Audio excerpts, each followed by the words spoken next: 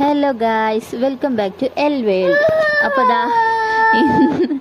എന്തായാലും ഒക്കെ ഒച്ച ഉണ്ടാക്കുന്നത്, ഞാനിതിന് വോയിസ് കൊടുക്കുന്നത് കണ്ടിട്ട് പാഞ്ഞു വന്ന് ഓൻ്റെ വക ഓൻ ഓരോ സൗണ്ട് ഉണ്ടാക്കുകയാണ് കേട്ടോ. ഒച്ച ഉണ്ടാക്കരുതേ, അമ്മ പറയട്ടെ, ഒച്ച ഉണ്ടാക്കരുത്. അപ്പോൾ ലൂക്ക ഒച്ച ഉണ്ടാക്കിക്കൊണ്ടിരിക്കുന്നതാണ് കേട്ടോ നിങ്ങൾ കേൾക്കുന്നത്.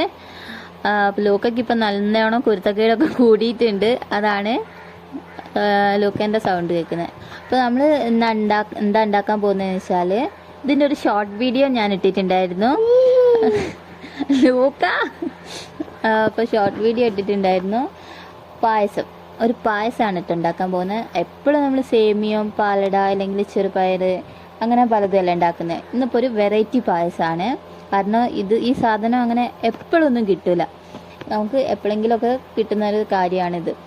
അതും നല്ല ഹെൽത്തി ആയിട്ടുള്ളൊരു സാധനമാണ് കേട്ടോ. ഇതാണ് ഈന്ത് നല്ലോണം ഉണക്കി പൊടിച്ചെടുത്തതാണ്. അപ്പോൾ അത് ഈന്ത് പൊടി അത് നല്ലോണം എന്താ പറയുക, നമ്മൾ കൊഴുക്കട്ടയ്ക്കൊക്കെ കുഴച്ചെടുക്കുന്ന പോലെ ചൂടുവെള്ളത്തിൽ പൊടി നല്ലോണം കുഴച്ചെടുത്തിട്ടുണ്ട്. ഇനിയിപ്പോൾ അതിൻ്റെ ചൂടൊക്കെ ഒന്ന് അറിയതിന് ശേഷം കയ്യിൽ ആക്കിയിട്ട് കൈ വെച്ച് നല്ലോണം ഒന്ന് കുഴച്ചെടുത്തിട്ട് ചെറിയ ചെറിയ ബോൾസ് ആക്കിയിട്ട് വേവിക്കാനിടുകയാണ്. കാരണം അത് നല്ലോണം ചെറുതാക്കി വേവിക്കുന്നതാണ് നല്ലത്. കാരണം ചെറിയ ബോൾസ് ആകുമ്പോൾ നമുക്ക് കഴിക്കാൻ എളുപ്പമാവും.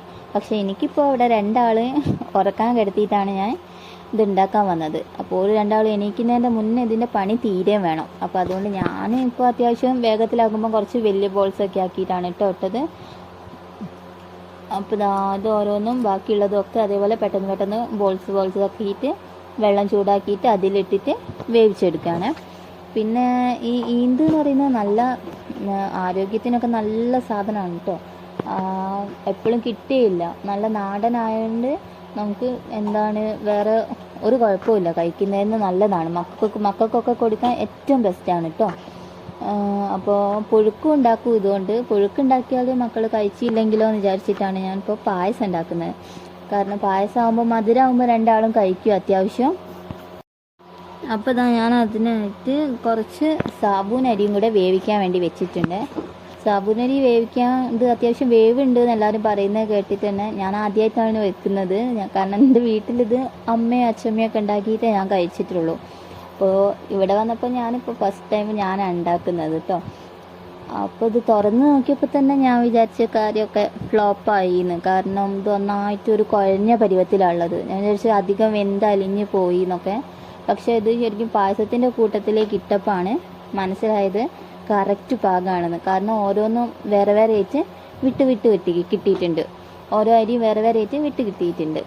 ഇപ്പോൾ നമ്മുടെ ഈന്തൊക്കെ നല്ലോണം വെന്തിട്ടുണ്ട്. അപ്പോൾ അത് ഞാൻ ഒരു ഭാഗത്തേക്ക് ഊറ്റാൻ വെച്ചിട്ടുണ്ട്. അതൊന്ന് ഊറ്റി വരുമ്പോഴത്തേക്ക് ഇവിടെ പായസം വെക്കാൻ പോവുകയാണ്. അപ്പോൾ നമ്മൾ പാലടുപ്പത്ത് വെച്ചിട്ടുണ്ട് കേട്ടോ.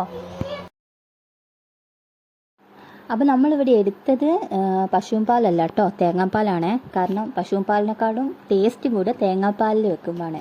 കുറച്ച് പാലെടുക്കാനും ഇതാക്കാനൊക്കെ കുറച്ച് സമയം എടുക്കുന്നുള്ളൂ. എന്നാലും കുറച്ച് സമയം എടുത്ത് ചെയ്താൽ നമുക്ക് നല്ല ടേസ്റ്റുള്ള പായസം കുടിക്കാമല്ലോ.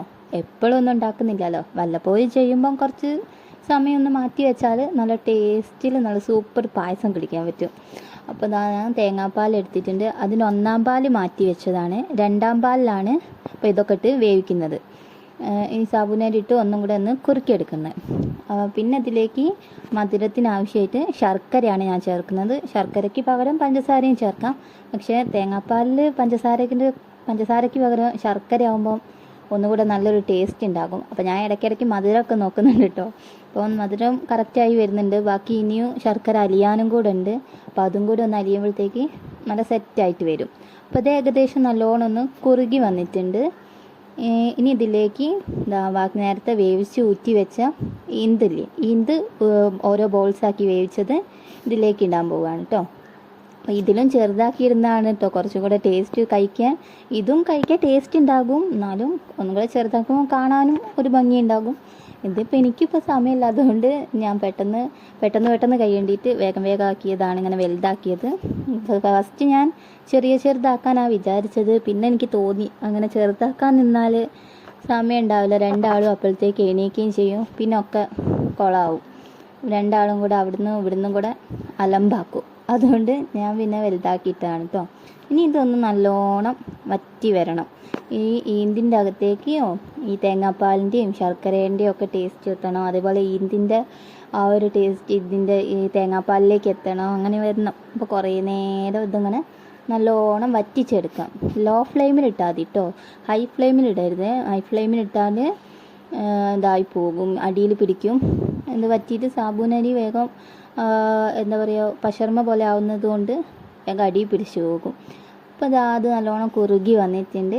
കുറുകി വന്നപ്പോൾ ഇതിലേക്ക് ഞാൻ തേങ്ങേൻ്റെ 1-ാം പാല് ചേർത്തിട്ടുണ്ട്. 1-ാം പാല് ചേർത്താൽ പിന്നെ അധികം തിളയ്ക്കേണ്ട ആവശ്യമില്ല കേട്ടോ.